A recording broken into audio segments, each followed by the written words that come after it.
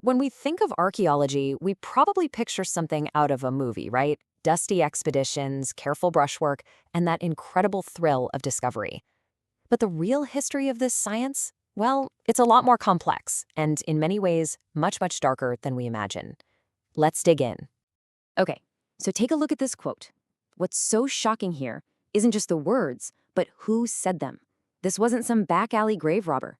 This was Franz Boas, literally one of the founding fathers of American anthropology, writing in his diary. For him, stealing human remains wasn't a crime. It was just an unpleasant but necessary part of the job. And that's the big question, isn't it? Was digging up countless graves really necessary for science? Or was it driven by something else? To really get at the human cost of this belief, we have to look at the story of one young boy. So our story starts with a boy named Minnick. In 1897, he was one of 6 Inuit people brought all the way from Greenland to New York by the famous explorer Robert E. Peary. They were told they were coming as guests, but the reality? They were actually living exhibits for the American Museum of Natural History. Minnick and the others were basically kept in the museum's basement. It was a disaster.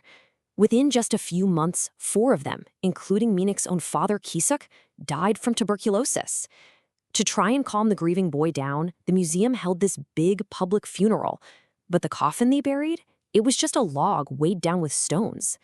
The truth is, they kept Kisuk's body, dissected it, and put his skeleton on display in their collection. Minnick found out the truth years later and spent the rest of his life just trying to get his father's bones back. He pleaded with the museum, he went to the press, he even tried to get help from President Theodore Roosevelt. But he was denied, over and over again. His father's remains stayed locked away in a museum drawer. And the most tragic part? Minnick's story wasn't some rare, isolated incident. It was a symptom of a much bigger problem. Minnick's story really just rips the curtain back on this incredibly dark chapter of history. Because we're now looking at how stealing bones wasn't just something that happened sometimes. It was a widespread practice. For a long time, stealing the bodies of Indigenous people was considered standard operating procedure in the name of science. On paper, the definition of archaeology sounds so noble, a quest to understand our shared human past. But for more than a century in the United States, that quest was carried out by systematically disrespecting and desecrating the ancestors of Native Americans. And this wasn't just some brief, regrettable phase. We're talking about a long, sustained campaign. It goes all the way back to people like Thomas Jefferson digging up a burial mound on his own property. By the 19th century, it was a full-blown bone rush. Museums were competing to see who could get the most bones. It even became a popular hobby for everyone from rich collectors to, believe it or not, the Boy Scouts to go out and dig for native remains. This went on, pretty much unchecked, for almost 200 years. The scale of this is it's almost impossible to wrap your head around. The best estimates suggest that somewhere between 600,000 and 1 million Native American graves were desecrated during this time. Just let that number sink in. And this just shows you how completely human bodies were turned into simple commodities. Back in the 19th century, you could buy a human skull for about $3 to $5. So this wasn't just about scientific curiosity. It was a business. So how on earth did they justify this? Well, there are basically 3 main arguments, and they're all pretty awful. First, there was this paternalistic idea that Native Americans were a vanishing race, so scientists had to save their remains for study. Second, it was about pure prejudice. A lot of these scientists were obsessed with measuring skulls to try and prove their bogus, racist theories of white superiority. And third, it was about prestige. For a museum, the bigger your bone collection, the better your reputation. But this story is not just one of tragedy and exploitation.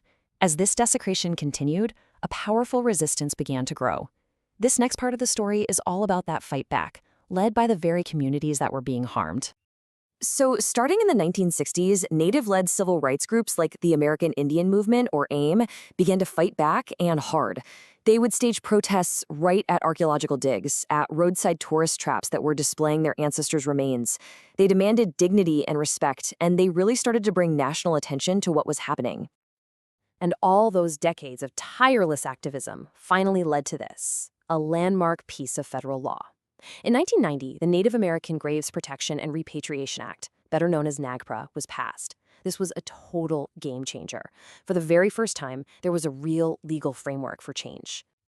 So what did NAGPRA actually do? Well, it fundamentally changed the rules of the game.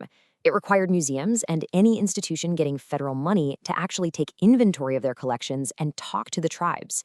It created a legal path for tribes to reclaim their ancestors' remains and their sacred objects. And it set strict new rules for how any future discoveries have to be handled. It was a monumental victory, no question. But was it the end of the story? Did NAGPRA just solve the problem overnight? Unfortunately, no. The law is great, but it has its limits. It only applies to institutions with federal funding. Proving direct family ties to really ancient remains can be incredibly difficult, and some institutions have used these loopholes to delay or just flat out deny returning remains for decades. The result? Today, more than 30 years after NAGPRA was passed, there are still hundreds of thousands of Indigenous ancestors sitting in museum collections. But the fight for repatriation has done more than just bring ancestors home. It's also sparked a whole new vision for what archaeology itself can be. A vision built not on taking things and studying them from a distance, but on direct collaboration and deep respect. I mean, just look at the difference here. On the left, you have the old way. On the right, you have something like the Makah tribe's collaboration with archaeologists back in the 70s. Instead of being subjects to be studied, they were partners. The dig actually combined scientific methods with the tribe's own oral histories, which created a much richer understanding of the past. And this is crucial. The Makah Nation kept ownership of all 55,000 artifacts, which are now in their own tribal museum. This is archaeology with, for, and by Indigenous people. This new model is just a profound shift. You could call it decolonized archaeology. It moves the power away from outside institutions and gives it back to the communities themselves.